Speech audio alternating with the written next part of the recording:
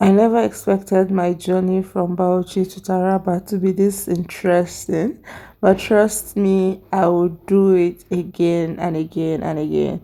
So I know this bike rider who I asked to come pick me on Friday morning because I didn't want to start looking for bike that will take me to the park, and he was able to deliver. And we were, I think, about four of us on this trip that traveled from Bauchi to Jalingo for the NVMA annual conference. The journey was smooth, it was interesting, it was fun. You know, when you're not traveling alone, you have partners you could actually communicate just with in the car, and our driver was a funny man. He was a funny man. There was a point where we got to a checkpoint and he was asked to pack down all of the stuff he had in his car. And instead of him to just like beg and just like you get beg, he was he was not trying to pack down. I was telling the soldier that he's old enough to give birth to him, he cannot be talking to him like that, blah blah blah blah. So it was the passengers in the car that had to come down to apologize to the man. If you don't know, not the northern part of Nigeria is known for its farming. Like they farm so much rice, whatever. So we were just passing through people's farms, like big farms, and it was quite interesting when they said traveling broadens one's horizons. I never believed, but my journey from Bauchi to Jalingo just like expanded my thought, my reasoning, my perspective towards life. I began to see life from a different angle and also understand that, yeah, it is not just you, it is not just how you live your life. There are several other people who live their life in certain ways and it is valid.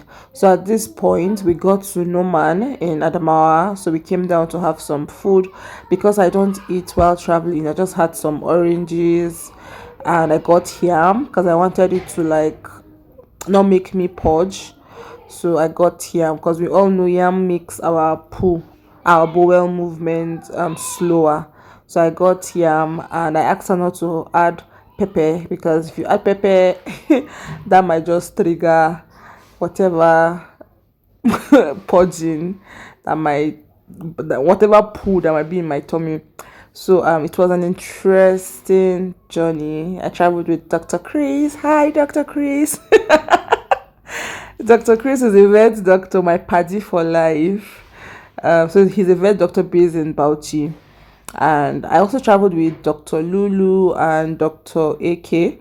I was the only person who wasn't a doctor in that car. I was just the only person. The others were doctors. The other three people I traveled with were doctors. So yeah, that respect has to be there because they are my organs. We heard that there is a place where they sell fish, fried fish. So we came down and we started trekking back to get the fish. And if you ask me, I won't really say they were cheap, but probably cheaper than how we would have gotten it in maybe Bauchi. So I just got the one for one. Emma, what are you doing in the same bus with me? I'm going to the NGMA convention happening in Taraba, Jalingo. Emma, you don't know where it's going down. Can you Happening imagine? in Jalingo. Somebody is going for a convention and she doesn't know. Okay now. Bye bye guys.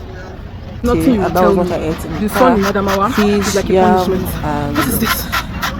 and oranges were what I ate throughout my journey from Bauchi to Jalingo, which lasted for about 8 hours. No, 10 hours actually, 10, 11 hours actually, because our car got bad. First, we were still in Bauchi when the car got bad. So we parked and got it fixed for like maybe 15. It took us 15 minutes to get it fixed. Then we moved on it. Obviously you can see at this point it got bad again, so we had to wait again. In fact, it got to a point where the men would push the vehicle, the women will be inside, and the men will push the vehicle and then rush to come in the car. So yeah, that was how we managed with the vehicle. And we got to, I think when we got to Maraba in Jalingo in Taraba, we stopped to use a welder. A welder had to weld something in the vehicle. So that was how we continued our journey. So a journey that was supposed to take us 8 hours took us 10, 11 hours, and we got to Jalingo by 7 p.m. Yeah, we got to Jalingo by 7 p.m. But overall, it was an interesting. You can see how how they were jumping into the vehicle. You can see how they were jumping into the vehicle.